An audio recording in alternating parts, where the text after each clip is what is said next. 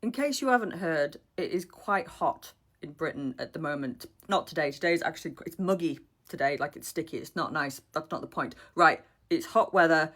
We are not handling it very well.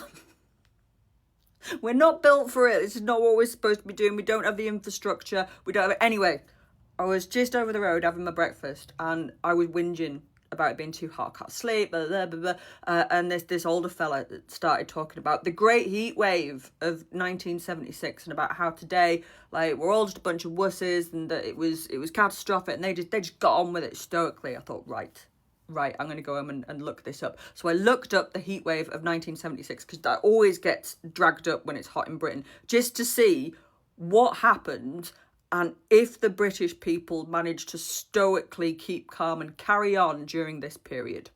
All right, first of all, so how hot was it? Well, fair dues to the fella, it was fucking hot.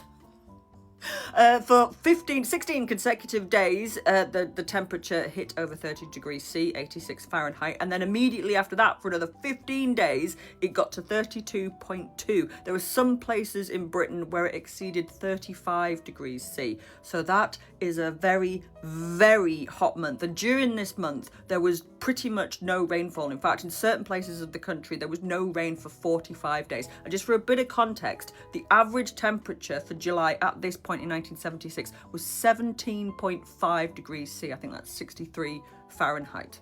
In central England, this was the hottest, driest summer that they had had for 350 years.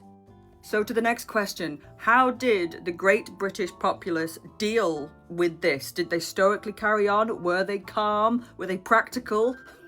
No, they weren't. It was absolute chaos from start to finish.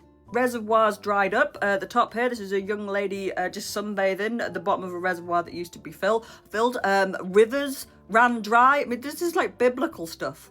Grass and greenery was scorched completely brown. In an effort to try and keep cool, people were throwing themselves into public water displays and fountains.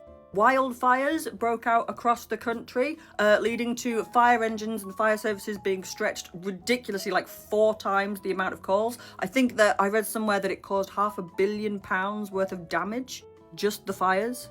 Look at this newspaper clip in here. The tar melted on the road, making treacherous driving conditions. So a lot of people were killed or injured in car crashes because the road just became slippy.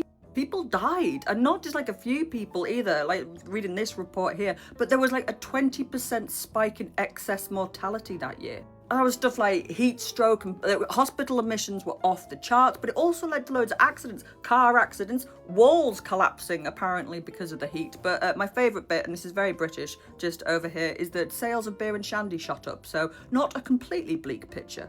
And it gets worse. Because the land was so dry, aphids died off because they had nothing to eat, which meant that the ladybird population went absolutely mental, and Britain was consumed by a swarm of 23 billion ladybirds. Like, the little fuckers were everywhere. This was particularly bad on the south coast, but businesses were having to shut up. People couldn't go out because they were that bad. Water had to be rationed. The government had to appoint a minister for drought who had to try and stop everybody from using water because there was like only 10% left water in the reservoirs. Look at all these people here. They're not sunbathing, they've just collapsed. They've just gone outside in their underwear and they've just collapsed on the floor. Aeroplanes couldn't take off because the tarmac at Heathrow had melted. And all of this lasted until August when the rains finally came back and there was huge thunderstorms. There were so many, in fact, that the guy who'd been the minister for drought was suddenly recommissioned as the minister for floods. So as you can see, the British people are not equipped to deal with hot weather at all. Tell you what is alarming though, this was the hottest summer in like 350 years, but since then, thanks to global warming, we've had several days that have been hotter than this. They didn't last a month and we weren't plagued by ladybirds, but you know, it's only a matter of time.